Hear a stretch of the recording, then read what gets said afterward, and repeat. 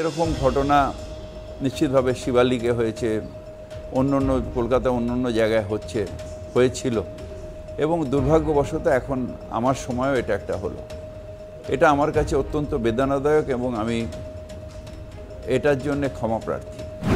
শুধু ক্ষমা প্রার্থী হলে তো হবে না। এত কটা মানুষের জীবন গেল, এত কটা মানুষ অসুস্থের মধ্যে আছে, এত কটা মানুষের জীবন জীবিকা নিয়ে কথা হচ্ছে এবং আগামী দিনের যদি সত্যিকারের অর্থে তিনি মনে করেন যে ভুলটা হচ্ছে, ভুলটাকে শুধরে নিতে চায়, তাহলে যে সমস্ত ইল্লিগালগুলো হচ্ছে বা হয়েছে তার বিরুদ্ধে কড়া ব্যবস্থা নিক। মেয়র সাহেব, আজকে আপনি ক্ষমা চাইছেন এতগুলো প্রাণ চলে যাওয়ার পর। আপনি বলছেন কি কিছু কাউন্সিলর পাঁচিল তুললেও পয়সা নেয়, বারান্দা করলেও পয়সা নেয়। এবার বলুন তাদের বিরুদ্ধে আপনারা কি ব্যবস্থা নিয়েছেন? আমাদেরকে পৌর পিতা বলে, আমরা অঞ্চলের অভিভাবকের সমান। বলুন আপনার কাউন্সিলর নিজের অস্টিন মার্টিন চড়তে গিয়ে এতগুলো মানুষকে চাপা দিয়ে মেরেছে। আমরা অপেক্ষা করব, দেখব আপনি কি ব্যবস্থা নিয়েছেন। ইল্লিগাল বিল্ডিং এটা বেশিরভাগইটা গজিয়েছে বামফ্রন্টের সময়, কিন্তু তারপরে সেই বাড়িগুলোতে যেহেতু গরিব মানুষ ঢুকে গেছে, গরিব মানুষেরা থেকে সেখানে অল্প টাকা দিয়ে ফ্ল্যাট কিনে বা ঘর কিনে রয়েছে, এই একটা উচ্ছেদের প্রসেসটা একটা বিরাট সমস্যা। আমি সেই জন্য বারবার আমার বিল্ডিং ডিপার্টমেন্টকে বলি যে আপনারা একদম যখন শুরু হচ্ছে সেই সময় অ্যাকশন নিন। ধরেও নি যে বাম আমলে তৈরি হয়েছে, বিগত 14 বছর ধরে তো যে বাড়ির থেকে ওরা ট্যাক্স নিয়েছেন, নিশ্চয়ই বাড়িতে ইন্সপেকশন হয়েছে। যদি দেখে থাকে যেটা ইলিগাল হয়ে থাকে স্যাংশনের বিরুদ্ধে, তাহলে কি ঘুমোচ্ছিলেন পুরসভা?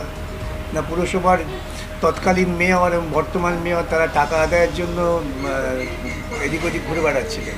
সাফল্য যা হচ্ছে তা বাম আমলের ভিত্তির ওপর সাফল্য, আর ওদের ব্যর্থতা প্রমাণ পেলেই দায়ী বাম আমল। এই ধরনের রাজনৈতিক চিন্তার লোকেদের প্রশাসনে থাকার কোনো অধিকার নেই। কাজ হয়নি, বামের কাজে অসন্তুষ্ট, সেই জন্যই তো এনেছে। তাহলে তো এখন যত আমাদের রাজ্যে খারাপ কাজ হচ্ছে তার জন্য আমাকে কংগ্রেসকে দোষ দিতে হবে, কারণ মমতা বন্দ্যোপাধ্যায়ের জন্ম কংগ্রেস জামানায় হয়েছিল। কিছু কাউন্সিলর আছে যারা ওই পাঁচিল তুলতে গিয়ে রং করতে গেলে টাকা নেয়, আবার এরকম বেশিরভাগই কাউন্সিলর আছে যারা এসবের মধ্যে থাকে না। সব প্রফেশনেই খারাপও আছে, ভালোই আছে। আমাকে ডিপেন্ড করতে হয় মানুষের ওপরে, এবং সব মানুষ অ্যাক্টিভলি কাজ করে বলে আমার মনে হয় না। কিছু কিছু জায়গায় গাফিলতি থাকে, যেই জন্যে আমার ওপরে আঙুল ওঠে।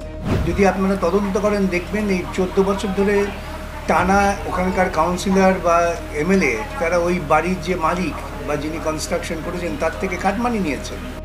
ব্যবস্থা নেওয়া সম্ভব। একটা মেয়রের পক্ষে প্রত্যেকটা গলিতে ঘুরে ঘুরে ব্যবস্থা নেওয়া যায়, একটা মেয়রের পক্ষে করা যায়। আমি নিশ্চিতভাবে যারা অফিসার তাদের শোকজ করা হয়, তাদের কাউকে সাসপেন্ড করা হয়, আবার কোর্টে গিয়ে তারা রিলিফ পেয়ে নেয়, কিন্তু 100% তো আমি মানুষের ওপর ডিপেন্ড করতে হয়। এটা 100% যদি করা যেত তাহলে তো আজকে ভারতবর্ষের কোনো মিউনিসিপ্যালিটিতেই আর ইলিগাল কনস্ট্রাকশন হতো না। মৃত্যুর দায় কার? বেআইনি বাড়ি জানতেন না, কাউন্সিলর জানতেন না, এমএলএ জানতেন না, স্কোয়ার ফিটে টাকা খায় যারা। এই দুর্নীতির টাকায় কাউন্সিলরের কোটি কোটি টাকার গাড়ি কী করে হলো? কাউন্সিলর জানে, এমএলএ জানে, তাদের প্রশ্রয় এসব কাণ্ড ঘটেছে, তাদের তো গ্রেপ্তার করা উচিত কাউন্সিলর এবং এমএলএকে। ওই এলাকাতে গত 2 বছরে অন্তত 36টা বাড়ি হয়েছে বেআইনি পুকুর বুঝিয়ে, এবং সবই কাউন্সিলর এমএলএ তাদের মদতে।